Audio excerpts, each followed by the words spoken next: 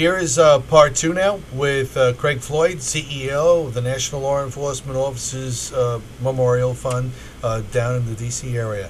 All right, Craig, thank you for giving us a lot of great information on the groundbreaking of the National Law Enforcement Museum, which we think will walk everybody through what police officers around this country are attempting to do every single day of the week. You hit on a lot of sensitive areas there, and hopefully we can bring people's awareness levels up. All right, why don't you give us, if you would, just a little bit of a feel of what's been going on with some of our law enforcement officers during the month of October of 2010 this year. We know there are a number of people that have answered the final call, and we do this with some sensitivity. All right, what can you tell us in this area? Well, when it comes to law enforcement fatalities, we're having a very difficult year for law enforcement across this country. Last year, you may recall, Joe, we were able to report the lowest number of fatalities in law enforcement in 50 years. We lost 116 officers in 2009.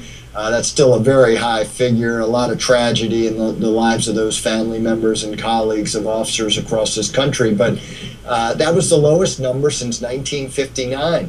And we were hopeful that that was going to be a trend that would continue into 2010.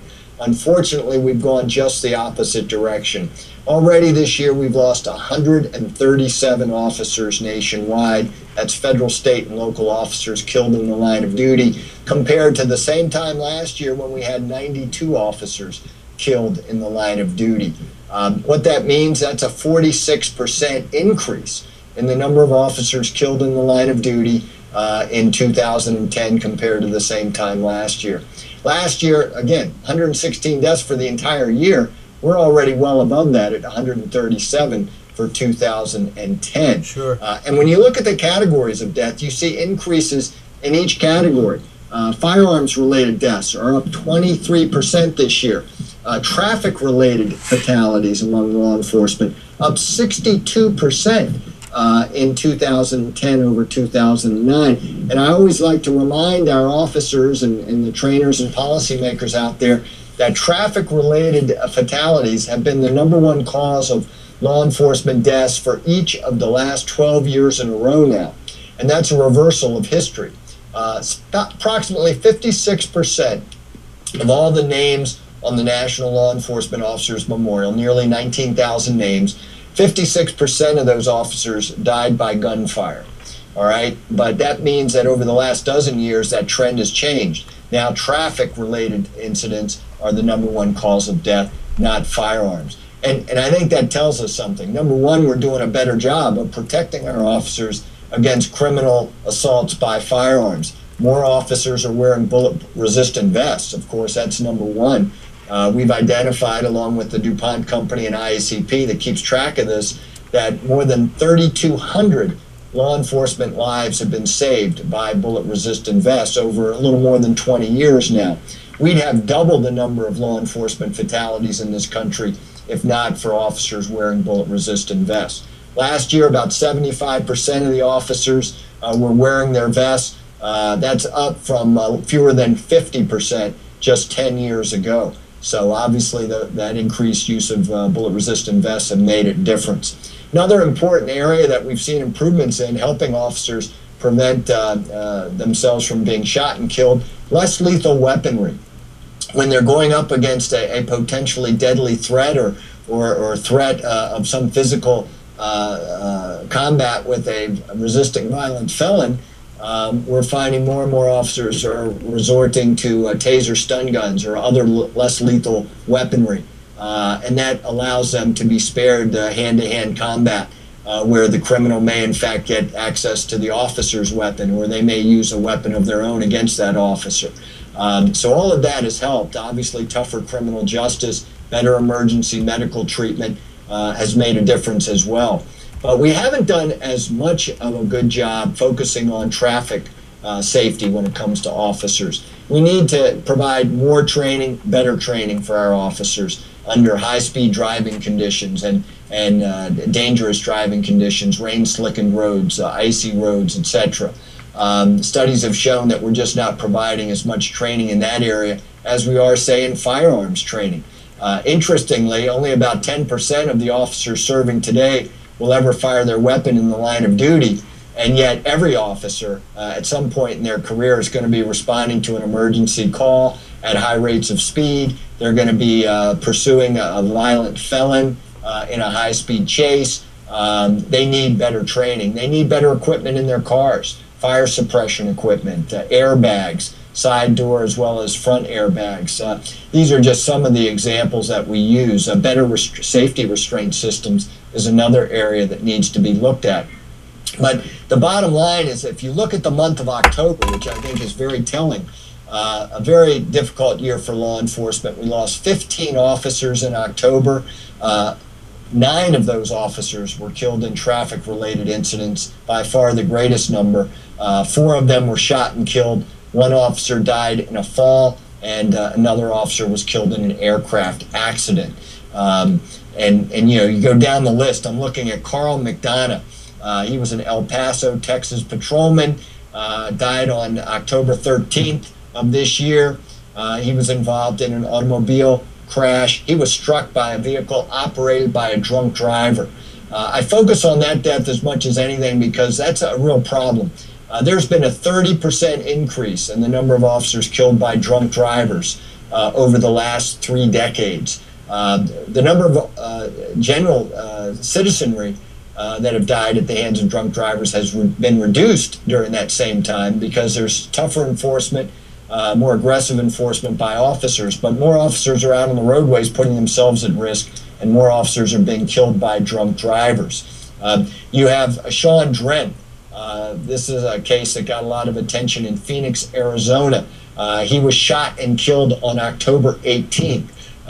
35 years of age, a 12-year veteran of the department, and gunned down by a criminal assailant on October 18th. Here in D.C., near where I sit here today, we lost one of our own officers, and he was the most recent death in October. The last death, October 30th, Paul DiTomo, a D.C. patrol officer, was killed also in an automobile crash. And he was responding to an emergency call and crashed into a street sign. So very difficult situation for the city of Washington. The flags at the National Memorial fly at half-staff today in honor of Paul DiTomo, just one of the 15 officers killed in October.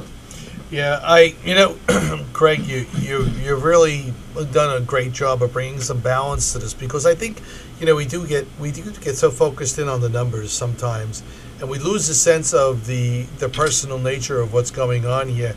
And while the fallen officers, for a variety of different reasons, you know, have died, I think one thing that, genuinely speaking, you know, we really don't look at is the sensitivity to the families that are in the wake of all of these deaths, whether it be, you know, the citizens right before you, we were discussing the homicide rates in New York City, or whether it's police officers out in the street who are, you know, either, you know, falling victim to gun violence, knives, automobile accidents, all these different things. You know, we kind of lose a sense of things because all we're doing is we're gathering numbers. I'm seeing here, you know, 15 officers killed, 14 in Texas, 10 in California, 7 in Illinois, 7 in Florida, 5. You know, all of these guys are, you know, giving the ultimate sacrifice in law enforcement, trying to keep us safe each and every day. So it is with our utmost thanks that we thank you for coming on to the program each month and kind of trying to keep us up to speed on all this. And giving it some personality, you know, some feeling behind it, because we become so desensitized, you know, when we just hear these numbers out all over the place.